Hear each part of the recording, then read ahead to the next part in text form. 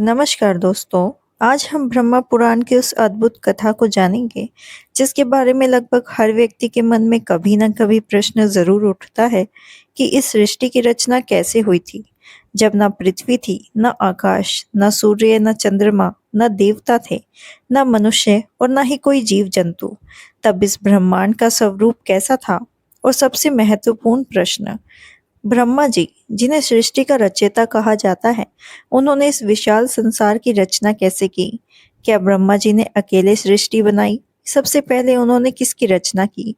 क्यों उनकी पहली सृष्टि सफल नहीं हुई? और किन कठिनाइयों का सामना करके उन्होंने इस संसार को बसाया? ब्रह्मा पुराण में इन सभी प्रश्नों के अत्यंत रोचक उत्तर मिलते हैं। तो आइए समय के उस आरंभ काल में चलते हैं, जब चारों ओर केवल जल ही जल था और सृष्टि का अस्तित्व कभी आरंभ ही नहीं हुआ था। आज हम ब्रह्मा पुराण में वर्णित सृष्टि की रचना की उस अद्भुत कथा को जानेंगे, जिसे सुनकर आपके मन में उठने वाले अनेक प्रश्नों के उत्तर मिल जाएंगे। पुराणों के अनुसार सबसे पहले केवल परम ब्रह्मा ही थे।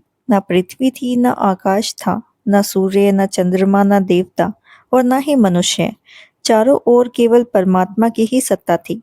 तब उस परमात्मा के भीतर एक इच्छा उत्पन्न हुई। यह इच्छा थी कि मैं एक हूँ और अनेक हो जाऊं। परमात्मा की यही इच्छा आगे चलकर शक्ति बन गई और इस शक्ति से ही सृष्टि की रचना प्रारंभ हुई। इस शक्ति से दो प्रकार की सृष्टि उत्पन्न हुई, पहली जड़ सृष्टि और दूसरी चेतन सृष्टि। जड़ सृष्टि का संचालन करने वाली शक्ति को प्रकृति कहा गया और चेतन सृष्टि का संचालन करने वाली शक्ति को सावित्री कहा गया। परमात्मा की इसी इच्छा और इसी शक्ति को ब्रह्मा की शक्ति कहा गया। इसी कारण आगे चलकर लोग उसे लक्ष्मी नारायण, सीताराम, राधा कृष्ण, उमा महेश, शिव शक्ति, माया ब्रह्मा तथा प्राकृति पुरुष जैसे अनेक नामों से पुकारने लगे। इसके आगे श्रुतियों का वर्णन आता है कि जब परमात्मा ने एक से अनेक होने की इच्छा की, तब उनकी नाभि से एक दिव्य कमल प्रकट हुआ। धीरे धीरे वह कमल खिल उठा और उसी कमल के ऊपर ब्रह्मा जी प्रकट हुए। यहीं से सृष्टि निर्माण के कार्य प्रारंभ हुए। ब्रह्मा जी को सृष्टि की रचना का कार्य सौंपा गया। उन्होंने सबसे पहले दो प्रकार की सृष्टि की रचना की, चेतन और जड़। चेतन सृष्टि के अंतर्गत सभी जीव आते हैं, जिनमें इच्छा होती है, अनुभव करने की क्षमता होती है, स्वयं का बोध होता है और जीवन की चेतना होती है। संपूर्ण विश्व में एक चेतन तत्व व्याप्त है। इसे प्राण कहा जाता है। विचार, संकल्प और भाव, ये प्राण तत्व के तीन मुख्य रूप हैं। सत्वगुण, रजगुण और तमस गुण, ये उनके तीन गुण हैं। इन्हीं तत्वों से जीवों के स्थूल, सूक्ष्म और कारण शरीर बनते हैं। सभी प्रकार के प्राणी इसी प्राण शक्ति से जीवन और चेतना प्राप्त करते हैं। अब जड़ सृष्टि की रचना का समय आया। ब्रह्मा जी ने पृथ्वी, जल, अग्नि, वायु और आकाश, इन पांच महाभूतों की रचना की। इन्हीं पांच तत्वों से संपूर्ण भौतिक संसार बना। पर्वत, नदियाँ, समुद्र, ग्रह, नक्षत्र और जीवों के शरीर भी इन्हीं पांच तत्वों से निर्मित हुए। जड़ सृष्टि का आधार परमाणु है और चेतन सृष्टि का आधार संकल्प है। दोनों ही अत्यंत सूक्ष्म और अत्यंत शक्तिशाली है। इनका नाश नहीं होता, केवल रूप बदलता रहता है। ब्रह्मा जी की सृष्टि निर्माण शक्ति दो आधारों पर कार्य करती है, पहली संकल्प शक्ति और दूसरी परमाणु शक्ति। भगवत गीता में भगवान श्री कृष्ण अर्जुन से कहते हैं कि हे अर्जुन, मेरी अध्यक्षता में प्रकृति इस संपूर्ण चराचर जगत की रचना करती है और इसी कारण संसार का चक्र चलता रहता है। अब ब्रह्मा जी ने सृष्टि निर्माण का अगला चरण आरंभ किया। सुख सागर ग्रंथ के अनुसार ब्रह्मा जी ने सबसे पहले पांच विद्याएं बनाई थी। इनके नाम थे मोह, महामोह, तामिश, अंधतामिश और अज्ञान। लेकिन जब उन्होंने इन पापमयी और अंधकारमयी शक्तियों को देखा, तो उन्हें स्वयं बहुत दुख हुआ। उन्हें लगा कि यह सृष्टि संसार के कल्याण के लिए उपयुक्त नहीं है। तब उन्होंने भगवान का ध्यान किया और तपस्या में लीन हो गए। तपस्या के प्रभाव से उन्होंने दूसरी सृष्टि की रचना की। इस बार उन्होंने चार दिव्य कुमारों को उत्पन्न किया था। ये थे सनक, सैनंदन, सनातन और सनुत कुमार। ये चारों अत्यंत ज्ञानी, वैराग्यवान और भगवान की भक्ति में लीन रहने वाले थे। ब्रह्मा जी ने उनसे कहा कि हे पुत्रों, अब तुम प्रजा की वृद्धि करो और संसार का विस्तार करो। लेकिन चारों कुमारों ने विनम्रता से उत्तर दिया, हे पितामह, हमारा मन संसार में नहीं लगता। हम तो भगवान की भक्ति और तपस्या में ही जीवन बिताना चाहते हैं। जब ब्रह्मा जी ने यह सुना तो उन्हें अत्यंत क्रोध आया। उन्होंने अपने क्रोध को रोकने का प्रयास भी किया, लेकिन उनका क्रोध इतना प्रबल था कि उनकी दोनों बाहों के मध्य से एक दिव्य बालक प्रकट हो गया। उस बालक का वर्ण नीला और लाल था, इसी कारण उसे नील लोहित कहा गया। वही आगे चलकर रुद्र और फिर महादेव के नाम से प्रसिद्ध हुआ। रुद्र के प्रकट होते ही सृष्टि में एक नई शक्ति का उदय हुआ।